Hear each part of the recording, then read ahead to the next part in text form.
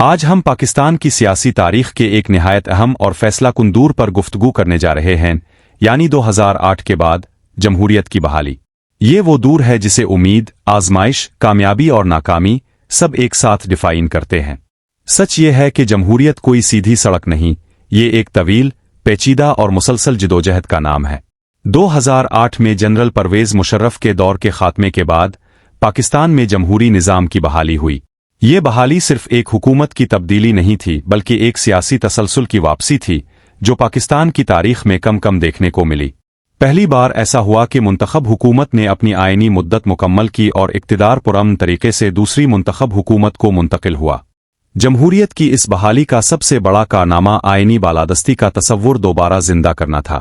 خصوصاً 18ویں آئینی ترمیم ایک تاریخی سنگ میل ثابت ہوئی جس کے ذریعے صدارت اختیارات محدود، پارلیمنٹ کو مضبوط بنایا گیا، صوبائی خود مختاری کو تسلیم کیا گیا۔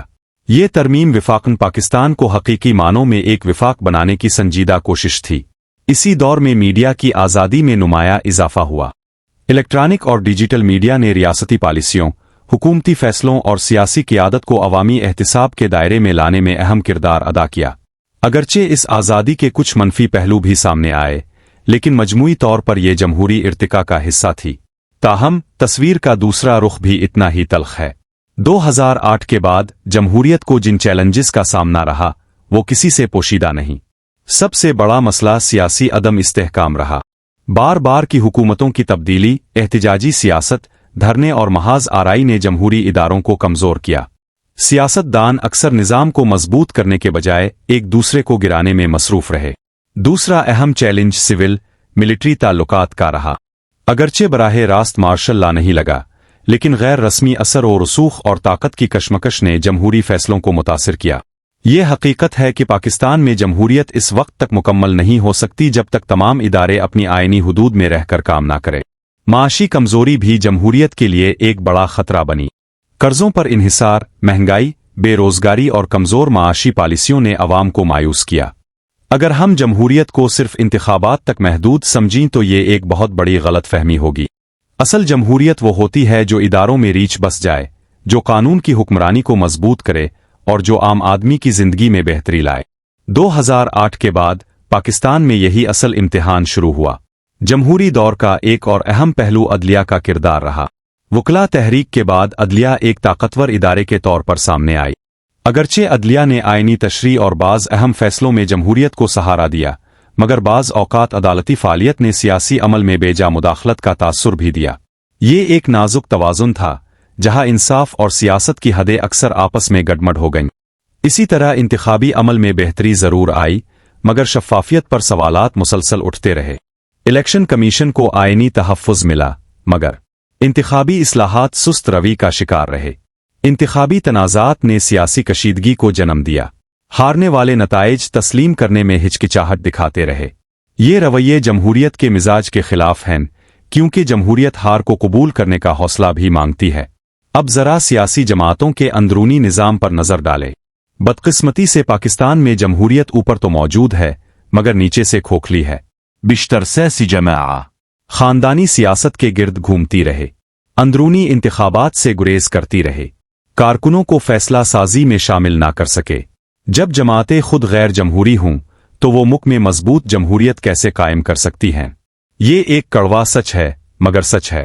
2008 کے بعد مقامی حکومتوں کا نظام بھی جمہوری کمزوری کی علامت بنا۔ بلدیاتی ادارے جو عوام اور ریاست کے درمیان سب سے مضبوط پل ہوتے ہیں، تو غیر فعال رہے، سیاسی مصلحتوں کی بھین چڑھتے رہے۔ نتیجہ یہ نکلا کہ عام شہری آج بھی صاف بندید صحت، تعلیم اور روزمرہ سہولیات کے لیگ در کی وکری کھوترا۔ یہی وہ مقام ہے جہاں جمہوریت کا حسن بدصورتی میں بدلنے لگتا ہے۔ اگر ہم خارجہ پالیسی کے تناظر میں دیکھیں تو جمہوری حکومتیں اکثر تسلسل برقرار رکھنے میں ناکام رہے۔ بار بار پالیسیوں کی تبدیلی نے پاکستان کی ساکھ کو متاثر کیا۔ دنیا ہم سے یہ سوال کرتی رہی، کیا پاکستان کی پالیسی ریاست کی ہے حکومت کی؟ سؤال واجب اور طرح ختم النواة۔ اب ذرا اس سوال پر رک کر سوچیں جو اکثر نظر انداز کر دیا جاتا ہے۔ کیا پاکستان میں جمہوریت واقعی عوام کے لیے بحال ہوئی، صرف اقتدار کے ایوانوں کے لیے؟ یہ سوال تلخ ہے، مگر ضروری ہے۔ 2008 के बाद जमहूरियत जरूर आई, मगर इसके सम्राट आम आदमी तक पूरी ताकत से ना पहुंच सके। वोट की इज्जत की बात तो बहुत हुई, मगर वोट देने वाले की जिंदगी की इज्जत कम ही बहाल हो सकी। जमहूरी दौर में कानून की हुक्मरानी एक नारा तो बनी, मगर हकीकत कम। ताकतवर के लिए कानून नरम रहा, कमजोर के लिए सख्त। ये दोहरा मेयार जमहूरियत को अंदर से खोखला करता है, क्योंकि जमहूरियत सिर्फ अक्सरियत की हुकूमत नहीं, ये इंसाफ की हुकूमत होती है। अब अगर हम एहतिसाबी निज़ाम का तज्जिया करें तो तस्वीर मजीद वाज़े हो जाती है। हर हुकूमत ने एहतिसाब का नारा लगाया, मगर एहतिसाब मुंतखब रहा। इदारे सियासी दबाव में रहे, इंसाफ ताखीर का शिकार रहा, और जैसा कि कहा जाता है, ताखीर से मिलने वाला इंसाफ दरअसल नाइंसाफी होता है। इसी दौरान माशी पॉलिसियों ने जमहूरियत के लिए जमीन हमवार करने के बजाय इसे मजीद मुश्किल में डाला। बार बार के IMF प्रोग्राम, बढ़ता हुआ कर्ज और गैर यकीनी पॉलिसियां, ये सब जमहूरियत के एतमाद को खा गईं। जब अवाम ये सवाल करने लगे कि जमहूरियत ने हमें क्या दिया, तो समझ लीजिए खतरे की घंटी बज चुकी है। यहां एक और अहम नुक्ता सामने आता है, रियासत और हुकूमत का फर्क। जमहूरी दौर में अक्सर हुकूमतें ये फर्क मिटा बैठे। कौमी मुफाद को जमाती मुफाद के ताबे कर दिया गया। नतीजा ये निकला कि पॉलिसियों में तसलसल ना रहा, कौमी बीन मुज़ोर, रियासती इदारे कन्फ्यूजन का शिकार रहे। ये जमहूरियत की नहीं, बल्कि जमहूरियत के गलत इस्तेमाल की नाकामी थी। 2008 के बाद एक बड़ी नफसियाती तब्दीली जरूर आई। अवाम ने मार्शल लॉ को हल समझना छोड़ दिया। यही असल कामयाबी है। अब इख्तिलाफ सड़कों पर होता है, बंदूकों से नहीं। अब फैसले अदालतों में चैलेंज होते हैं, छूनियों में नहीं। ये एक खामोश मगर ताकतवर तब्दीली है। नौजवानों का किरदार इस दौर में खास तौर पर काबिले जिक्र है। सवाल ये नहीं कि नौजवान सियासत से मायूस हैं आ नहीं। असल सवाल ये है कि वो पहले से कहीं ज्यादा बाखबर हैं। वो सवाल करते हैं, तनकीद करते हैं और आंखें बंद करके किसी को नजात दहिंदा नहीं मानते। ये रवैया जमहूरियत के लिए खतरा नहीं। अब हम इस बहस के इस मरहले पर आते हैं जहां जज्बात से हिटकर रियासती सलाहियत, स्टेट कैपेसिटी और जमहूरी कारकर्दगी का ठंडे दिल से जायजा लेना जरूरी हो जाता है। जमहूरियत की बहाली का असल इम्तिहान नारे नहीं, नताइज होते हैं। सबसे पहले गवर्नेंस की बात करें। 2008 के बाद हुकूमतें मुंतखब जरूर हुईं, मगर फैसला साजी अक्सर सुस, गैर मरबूत और वक्ती दबाव के ताबे रही।